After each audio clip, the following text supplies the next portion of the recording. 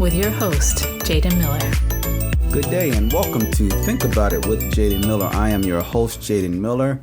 Welcome back to the podcast. Before I begin, please like, share, and subscribe on my YouTube channel, and like, comment, and follow on your favorite podcast platform.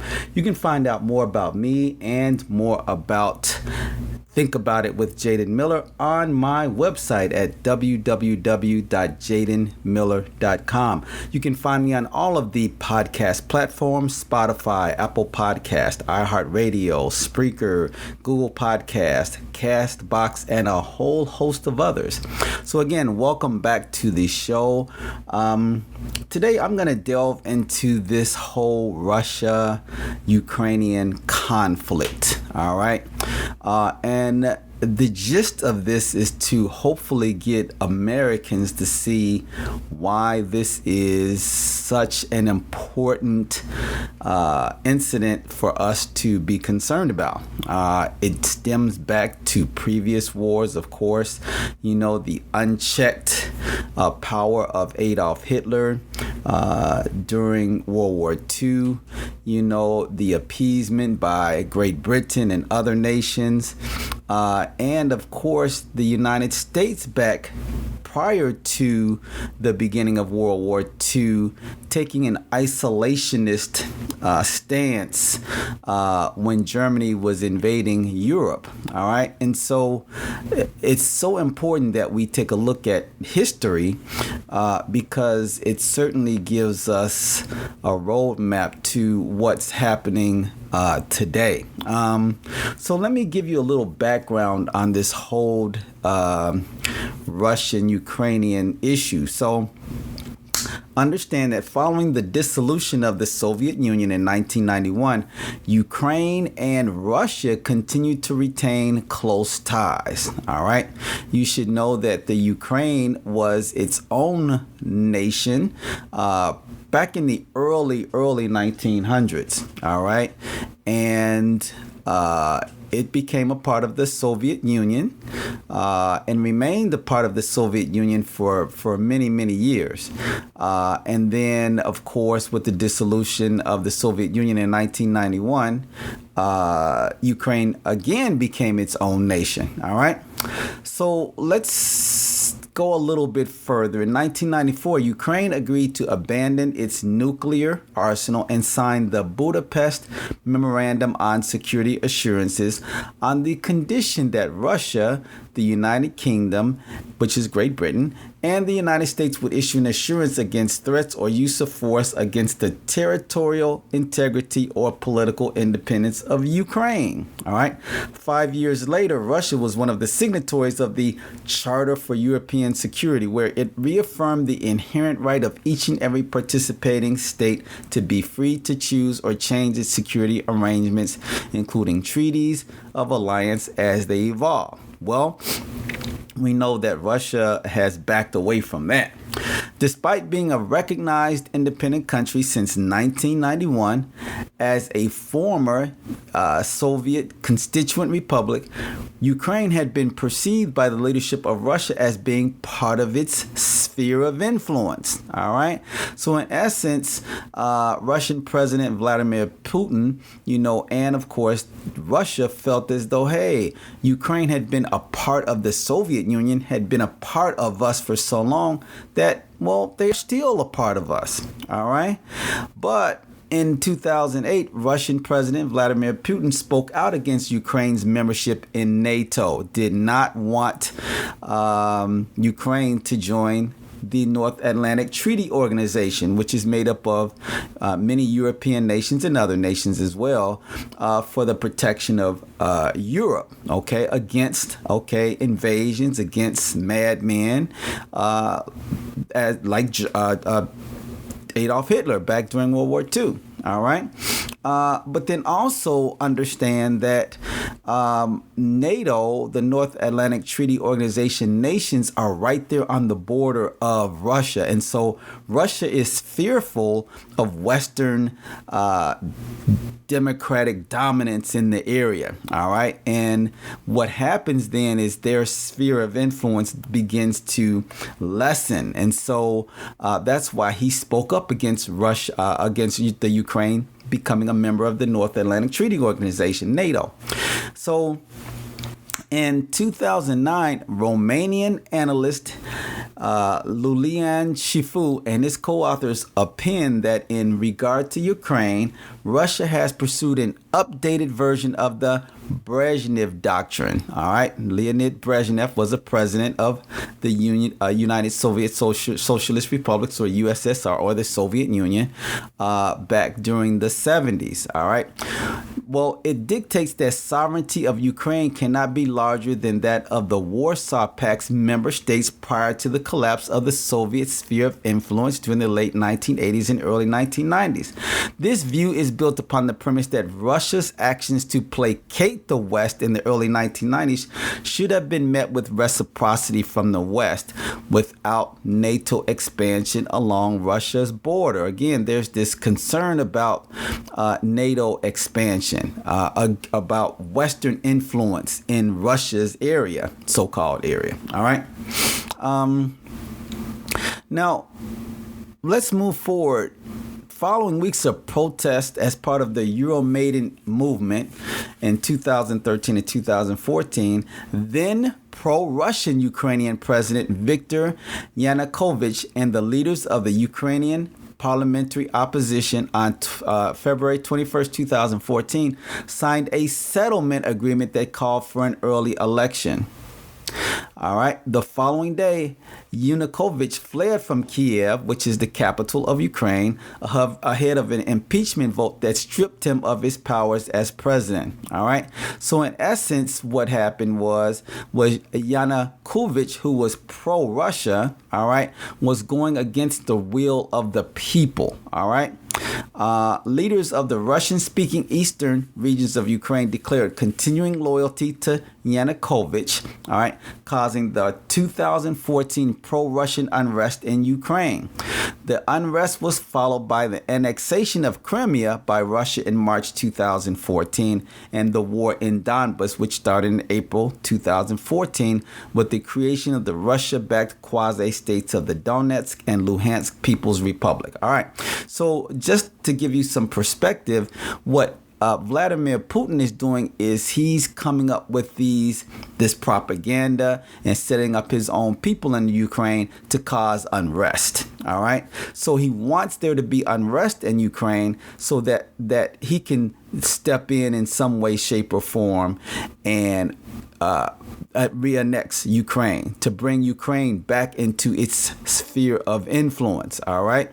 And so he's done these or caused this escalation in words initially, all right, and violence next, okay, to potent, dissension within the Ukrainian nation, all right? And so this has been his plan for quite some time, all right? So why is this so important to us? Well, let's talk about Russia's unprovoked attack on the Ukraine that began last Thursday, after weeks and weeks of buildup. But let's go back and talk about what President Joe Biden knew and all of the things, the aftermath of this since the buildup has started. All right. In October, President Joe Biden's national security team presented him with grim details of President Vladimir Putin's plan to invade. So they've kind of known about this for a while. All right. Political leaders on both sides of the Atlantic quickly raised the specter of the largest war on the European continent since the end of World War II. Again, what Americans should realize is that this has the potential to becoming much, much bigger. All right. And we need to pay really, really close attention to what's going on. All right. In another part of the world. Just because it is not impacting America's borders per se does not mean that it can't in the future. Let's look at World War II. All right. The United States stayed out of it. All right. At least they stayed out of it in terms of militarily. All right.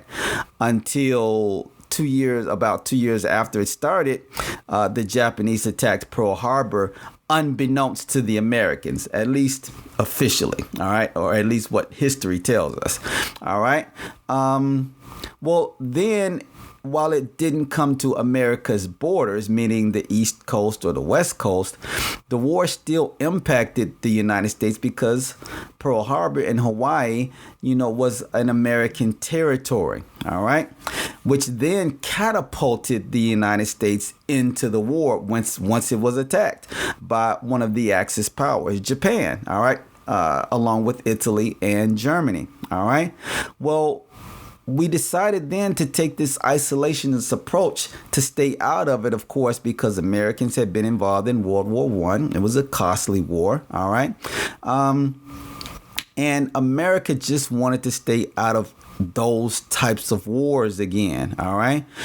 It seemed as though Europe was so far away, all right?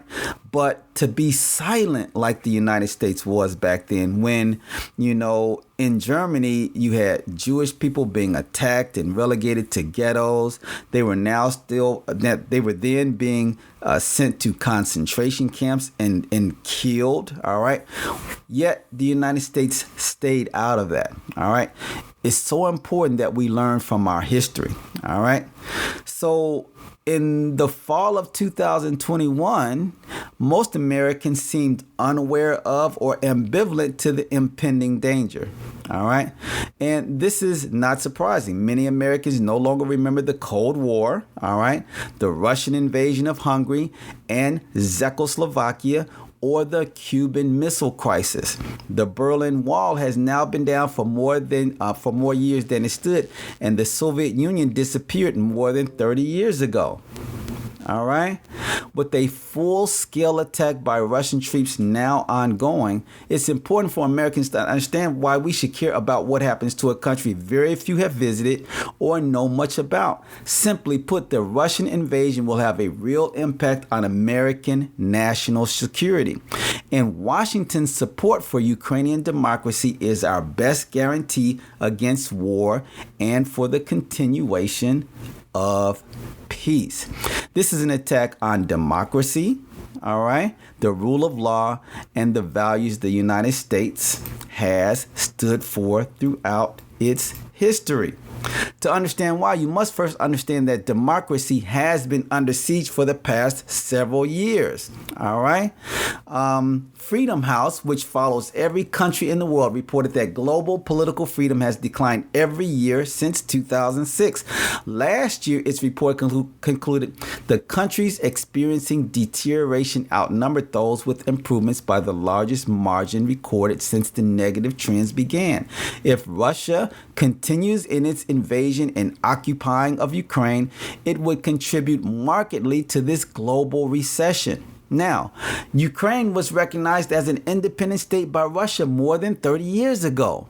All right. The Charter of Paris, signed in November 1990 by the United States, Russia, and 30 European countries, established essential principles for a post-Cold War era based on international law and global norms. Subsequently, Russia, the United States, and Great Britain guaranteed the sovereignty and territorial integrity of Ukraine in 1995, as I believe I've already mentioned in the Budapest Memorandum. So Moscow in Russia has no more legal basis to insist on any portion of the territory of Ukraine than Germany has to the right to demand the return of Alsace and Lorraine from France. If the West accepts such Russian claims, it will not only undermine the sovereignty of all countries, but also invite other nations to seek territory through military force. All right. It is so important that history does not repeat itself. In September 1938, Neville Chamberlain, Britain's prime minister at the time, returned from a summit with Adolf Hitler, who was the chancellor of Germany, in Munich. The German dictator had demanded that portions of Czechoslovakia become part of his Third Reich. Chamberlain acceded to Hitler's demands, and upon his return to Great Britain, he proclaimed peace for our time. In fact, Chamberlain's policy of appeasement resulted in the catastrophe of World War II. So think back, if Europe would have stood up against Hitler back then, okay, prior to his invasion of Czechoslovakia, his invasion into Poland and other areas, then it perhaps could have been averted if those European countries who were strong at the time would have stood up to Hitler. They just simply ignored and appeased him. And that is what we should not be doing, all right, in the Ukraine, with Russia having now invaded this country. All right. But despite such clear historical precedents, polls suggest Americans have mixed feelings about how the United States should respond to Ukraine. Then, we've got some Republican leaders who have openly agreed with Fox News host Tucker Carlson, who has suggested we shouldn't be picking sides at all. Obviously, Tucker Carlson does not know his history. All right. And of course, in an astonishing interview, former President Donald Trump praised Putin as a genius. Okay. Others argued Biden had not been tough enough on Moscow. Senate Majority Leader Mitch McConnell called for global unity, advising Biden that the world is watching how America and its allies respond to Russian aggression. Well, McConnell is correct. For one, the leaders of communist China, and I've talked to many of my friends about this, that this invasion into the Ukraine by Russia is only the beginning, unless, it is met with the severest of repercussions to Russia that are possible without having to use military force. All right. And I say that because, this could turn into a real powder keg. All right. The United States has the strongest military on earth. All right. Russia, depending on who you talk to, comes second. But the United States has great and a more advanced technology than the Russians do. But the Russians still have great military strength. All right. And so you're canceling each other out. All right. But who should be watched is China, because not really taking a strong stance against this unchecked military action, or less than, then what does China do? All right. So the leaders of communist China are carefully watching how the United States and its allies react as Beijing in China considers its demands to control Taiwan and the South China Sea. All right. Do we seek to live in a world guided by international law or the law of the jungle, where, according to a famous quote attributed to Greek historian Thucydides, the strong do what they can and the weak suffer what they must? Think about that. Think about it with Jaden Miller. All right, let me take a break real quick just to remind you to please like, share, and subscribe on my YouTube channel, and like, comment, and follow on your favorite podcast platform. All right, again, this is Jaden Miller. Thank you for joining me. We're talking today about this whole Russian invasion into the Ukraine and why it is important as Americans, as members of the United States or citizens of the United States, that we take this seriously. All right. Okay, the West must decide to seek a system of joint responsibility for security and peace, or accept spheres of influence like those created at Yalta in 1945. All right. Well, Putin has been quite candid about his ultimate goals. All right. He has been quite candid. and they extend well beyond the border of eastern Ukraine. In his annual address to the Russian people in 2005, Putin said the collapse of the Soviet Empire was the greatest geopolitical catastrophe of the 20th century. Well, of course, that depends on who you talk to. All right. Western leaders shrugged off these remarks as political polemic, but it now seems clear the Russian leader believes his own mythology. As a result, he has pursued a three-pronged strategy. First, undermine American leadership and liberal democracy in general. How has he been doing that? Well, hey, look at how Donald Trump responds to Putin. And now how Joe Biden is. All right. Putin could not stand Barack Obama, and Barack Obama couldn't stand Putin, but Putin was checked under Barack Obama, all right? Because even though Putin has military strength, he was no dummy, and he understood that Barack Obama was not playing with him, all right? Then we have President Trump that comes in, who has this more relaxed relationship, and who shares and who talks chummily with Putin. All right. Well, while I certainly believe in diplomacy, all right, I also believe in being tough and being strong. All right. And I do not believe that Donald Trump was that. He kowtowed and placated Putin, which is not what was needed. All right.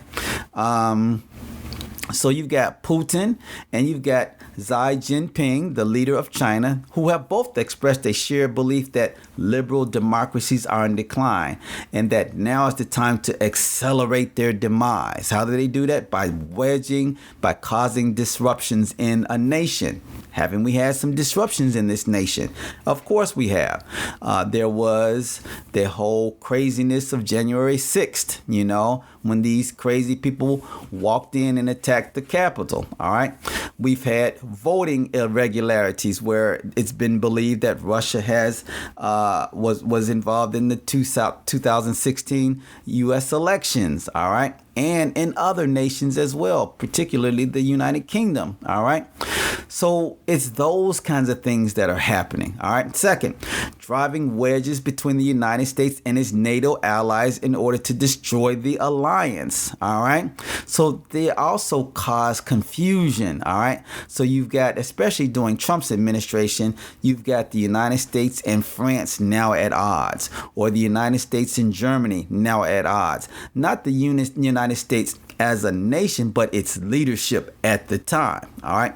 And then thirdly, reassert Russian control over countries that comprise the Soviet Union, especially those with large Russian-speaking populations characterized as the near abroad. So, to be clear, there's already an ongoing, albeit often quiet, effort by Putin to achieve these goals.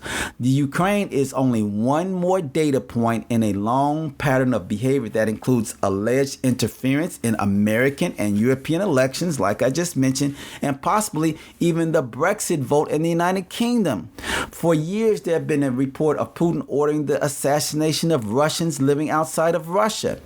In 2008, Putin orders an invasion of Georgia, not the United States Georgia, but Georgia over in Europe, and seized two provinces, South Ossetia and Abkhazia, where he established puppet governments.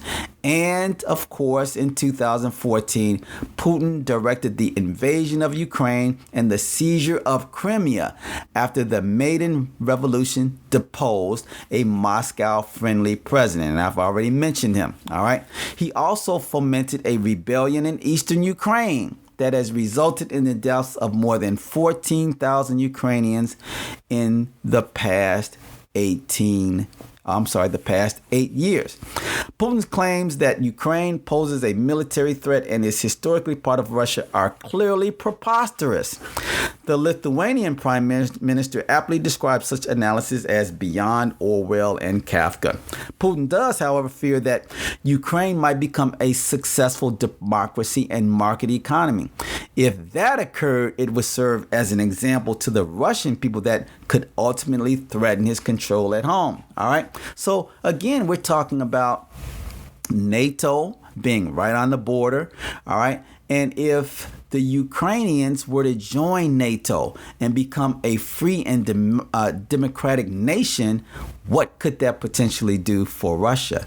Well, the Russian people have been living under communism forever, all right? But then to see a former member of the USSR now having the freedoms that Western countries do, as opposed to Russia being controlled by, Putin and his minions, all right, then they may seek maybe revolution, the changing of things for the people, all right? There's apparently an old Russian proverb that says, if you dance with the bear decides when the dance is over. Putin will not change his aims. Even if the current crisis should end peacefully, he will continue to pursue these goals and strategy. All right. Consequently, our collective response to Putin's actions must reflect our vital national security interests. These include fulfilling our commitments to NATO, supporting global democracy, and upholding international law. The United States, our NATO allies, and other democratic states are in this fight together.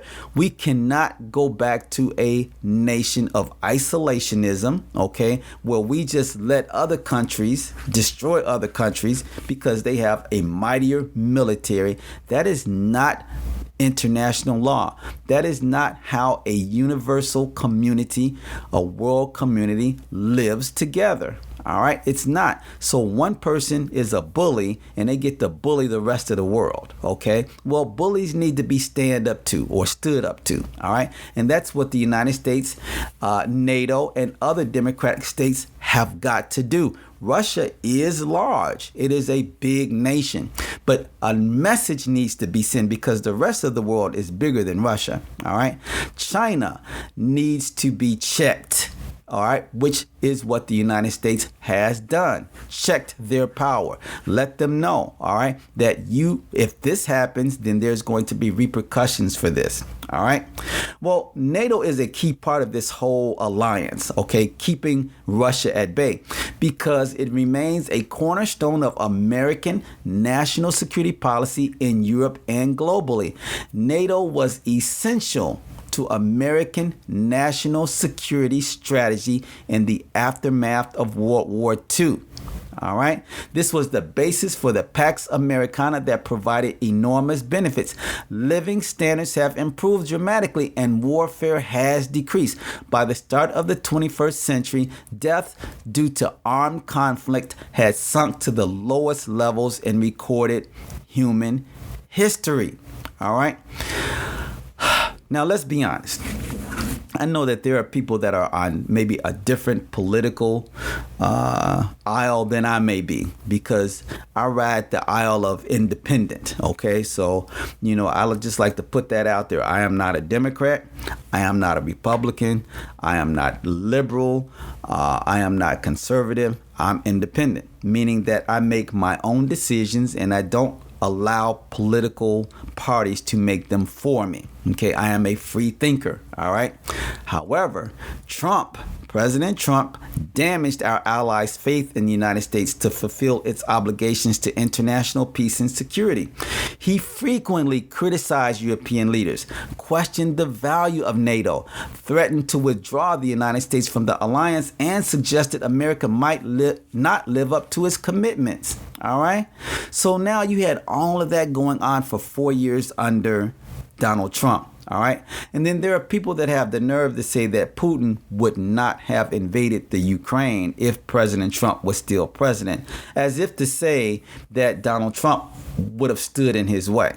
Well, it seems to me that over those 4 years, that if Donald Trump were still the president, and knowing his relationship with Putin, that the United States could possibly become a colony of Russia. All right. Our official language could possibly be Russian if President Trump was still the president. All right. So the Biden administration's chaotic withdrawal from Afghanistan, a NATO mission, further frayed our credibility. All right. Many Americans today remain unaware that our NATO allies voted to support the United States following the terrorist attacks of September 11th. Our European allies fought and died alongside American forces in Afghanistan. Now, once again, American values, principles, and national security are at risk. Experts suggest that a full-scale invasion, which there is, could now lead to 50,000 civilian deaths, as well as tens of thousands of Russian and Ukrainian soldiers. We could soon witness 1 million to 5 million refugees fleeing into Poland, Romania, or Hungary. All right. So unlike what Tucker Carlson or Donald Trump have said, this conflict may be geographically distant, just like World War II was, but its consequences could have ripple effects that extend far beyond Eastern Europe. Americans must recognize that this crisis is not just about Vladimir Putin. It truly is about us. All right, this is Jaden Miller. I want you to think about all of those things that I just shared with you. Why Russia's Ukraine invasion should matter to Americans. All right, again, please like, share, and subscribe on my YouTube channel. Follow me. All right. Follow me on my YouTube channel. Think About It with Jaden Miller. All right. Please like, comment, and follow on your favorite podcast platform. As I've mentioned, I'm on Spotify, Apple Podcasts, Spreaker, Google Podcasts, Castbox, iHeartRadio, and so many more. All right. So, guys, I want you to continue to watch. You can't live in a bubble, all right? We're not hermits, all right? This invasion of the Ukraine is important, all right? And we can't continue to hide behind TikTok and Instagram or, continue to play our video games while people are being killed in Europe across the ocean. All right. We really need to be cognizant. All right. Because the war that is over there could just as easily become the war that is over here. All right. And there are many 18, 19, 20-year-olds who are just graduating from high school or going to college or getting jobs that may be called up, okay, to participate in a war that certainly does not need to happen. All right. So again, this is really important. All right. And Americans cannot be isolated. We can't hide. We can't say that, oh, that's a problem for those people. All right. We can't continue to placate dictators. All right. History has shown us we cannot cozy up to Vladimir Putin, regardless of what the ex-president says. All right. We've got to be strong and resolved, and we've got to stand up for the Ukrainian people, just as the Ukrainian people have stood up for the United States. All right. So again, thank you guys for listening. Think About It with Jaden Miller. I'll see you on the next episode. Have a fabulous, fabulous day. Thank you for listening to Think About It with Jaden Miller. Don't forget to like and subscribe to his YouTube channel, and like and follow on your favorite podcast platform.